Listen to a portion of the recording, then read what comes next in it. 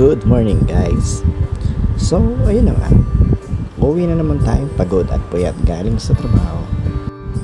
Pero wala naman tayong magagawa kundi magpatuloy. Kahit na nakakapagod na, nahihirapan na tayo. Siyempre kailangan natin yun eh. Kailangan natin kumita. Kailangan natin makabayad sa utang.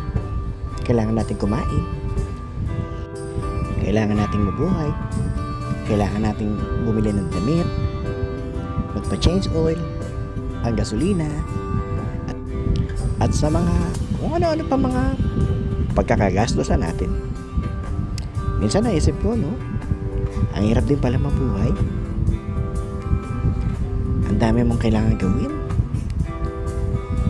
Hindi naman kasi tayo yung gigising, hihinga lang, tapos matutulog na ulit. Kailangan natin kumain. Saan naman natin kukunin yung wala tayong trabaho? Ang laki-laking tao natin, naaasa tayo sa iba. Mahirap din maging tao, no? Minsan nga nakakatawa. Namimili ako kung anong hayop ang pwedeng maging ako. Ikaw ba naiisip mo din yon? Ako kasi ganoon ako minsan eh. Minsan naiisip ko, paano kaya kung maging ibon na lang ako? Kaso paano pag naging pipitsuging ibon lang ako? Kasi pipitsuging tao lang naman ako eh. Paano kung dagitin ako ng mga ibon na nakakahigit sa akin? So wag na lang ibon, wag na lang. Naisip ko minsan, ano kaya kung maging isda na lang ako? Maglangoy-langoy na lang ako sa tubig. Kaso, paano kung naging pipitsuging isda lang ako? Kainin ako ng mga isda na mas nakakahigit sa akin? Kasi pipitsuging tao lang naman ako, kaya pwede maging pipitsuging isda lang ako. Hay, kaya sabi ko, wag na lang isda, wag na lang isda. O kaya, aso na lang kaya. Kaso paano kung simpleng aso lang ako? Yung bang aspin lang o askal? Yung hindi masyadong special yung breed. Hindi naman kasi lahat ng tao animal lover eh. At aminin man natin o hindi, kapag ka hindi special yung breed mo, hindi rin special yung treatment sa'yo.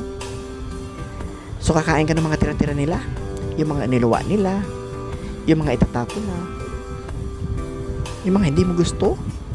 Kaya sabi ko, ay, wag na lang aso, wag na lang aso. Pusa kaya.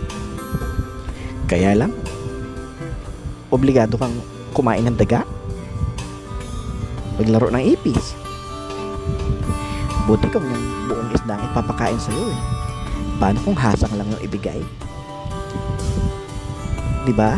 So, wag na lang, iba na lang uli. Kaya, wala akong maisip na hayop na pwedeng maging ako. Tapos naisip ko, okay na okay naman pala talagang maging tao, no? Yun nga lang, kailangan mong pagsikapan, paghirapan, pagpaguran.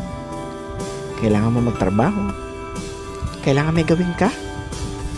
Hindi pwede na tutunganga ka lang, uupo ka lang, maghihintay ka lang, susubukan ka lang nila. Hindi pwede, walang ganon.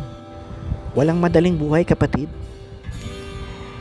Tama lang yan, napapagod ka, nahihirapan ka, magreklamo ka na magreklamo, pero huwag kang hihinto, ituloy mo lang.